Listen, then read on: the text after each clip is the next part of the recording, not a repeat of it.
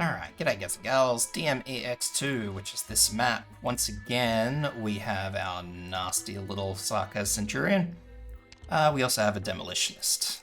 So the Demolitionist is kind of the oddball in that it's high defense and low resistance, but unfortunately, with the way things spam through in this little claustrophobic map, we unfortunately do need to just sort of deal with that. Okay, so how do we deal with that? Well, we've got two regular vanguards, two regular tanks. High defense is better for Quora, and Gummy helps out with healing. Perfumer, you can use skill 1 or 2, it doesn't really matter. Your other healer, however, so we want one AoE healer, I should say, and one standard healer. A burst healer is good, so that's why I've got Gavial with her skill. Now, we want a slower, a dedicated slower, so I've got Mei. I also have Podenko. You can obviously replace Podenko with anybody you like, so... under the assumption they're slower, of course, sorry. Oop, wrong ones. So, obviously Angelina, Estina, Glausus,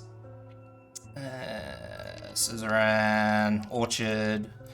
Orchard might be a bit squishy, so maybe try to avoid Orchard. Earth Spirit's a good one because she slows and only slows, so she's exceptionally good at what she does. But it's really up to you guys. They're really there for one purpose and one purpose only. However, super, super, super important to remember that these will be unreliable. And not stress that enough, they will be unreliable.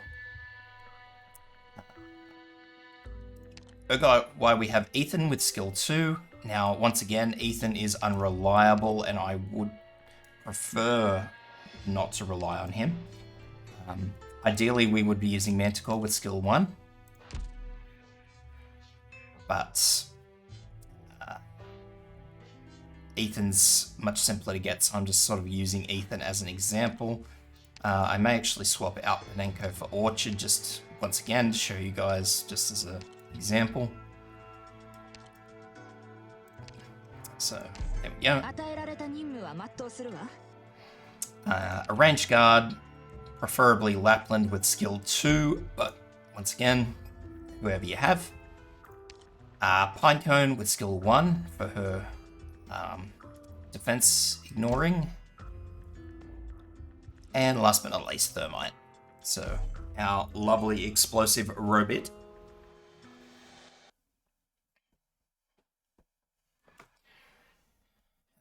Yeah, so this is a fairly claustrophobic map.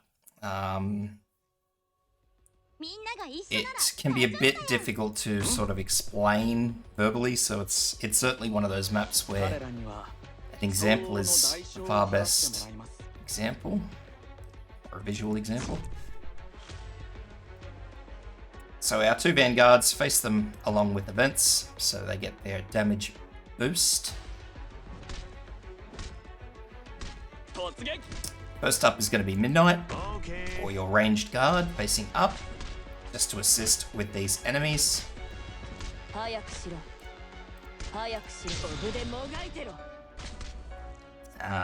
up we're going to pop in Ethan here, once again with the vent. Orchard is not going to be with the vent, she'll just be facing straight down, or you're slower. So they have that whole area. Sniper, or your slow sniper, will be here facing across. They'll be out of range of the vent, so no dramas there.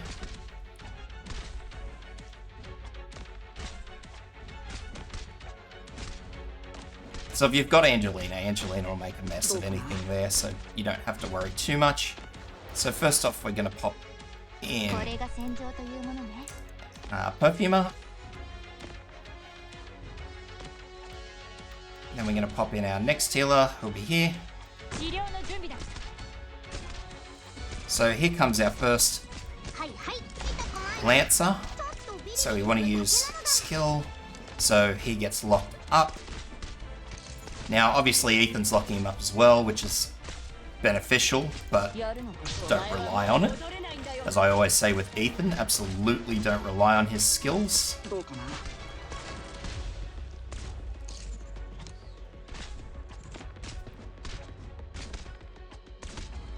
So now we're going to take out Courier, going to pop in Pinecone.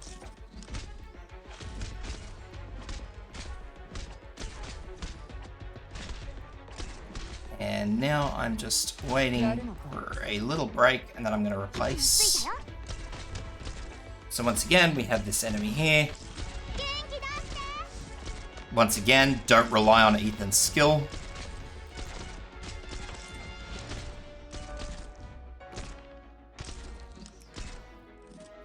Now, if at some point you get super concerned about what's going on over here, you guys don't have the right damage. Any number of things can go pear-shaped here. Just replace Orchard. She isn't necessary. It's far better to have your tank just here, where I had Courier, than it is for things to go horrible. So here comes our first significant enemy, which is the Devastator. And that is why I've been sitting here nicely saving stacks of Pinecone skill.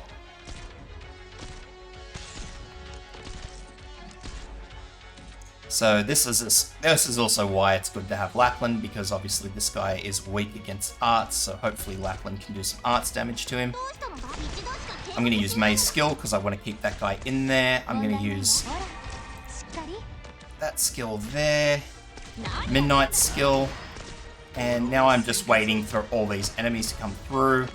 And I'm just going to go pop, pop, pop. So now here comes our other big enemy. So now I'm going to pop in Aura. I'm going to use Ethan's skill. I am now going to pop in Thermite. Make sure you pop him in where he's going to get his damage boost. So that's that side done. You can pop in Thermite sooner if you like, but it's really up to you. You need to judge where your operators are. Just the one big thing is make sure he's facing that vent so he gets the extra damage. Facing away from the vent, sorry, so he gets that extra damage. But throw him in earlier, throw him in sooner, it really doesn't matter. He's just there to help out. That said, as you see, 44 of 45. We're done on this side, so we can yank everybody back out. I'll leave Perfumer in for her large heal. And this guy's invisible at the moment, so obviously I can't do much about him until he gets to Korra. There he goes. I'll just use Korra's skill, because why not? Ethan's skill.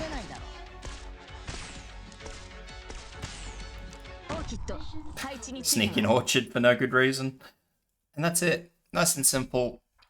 It looks complicated, but it's really not. It's quite simple. Obviously, you don't need to have a slower in that top lane. I'll go back to the menu so I can show you guys. You don't need to have your slower on this top tile here. It's really non-essential. It's just there in case you find yourself having a little bit of trouble. First and foremost, if you need to put that tank in, do it. The tank there is always going to be more beneficial for you than a sniper, which may or may slower, sorry, which may or may not be helping you. So that's about it. Any questions, concerns, theories, queries? By all means, shoot them in the comments. Like, subscribe, and I will catch you guys for the next video.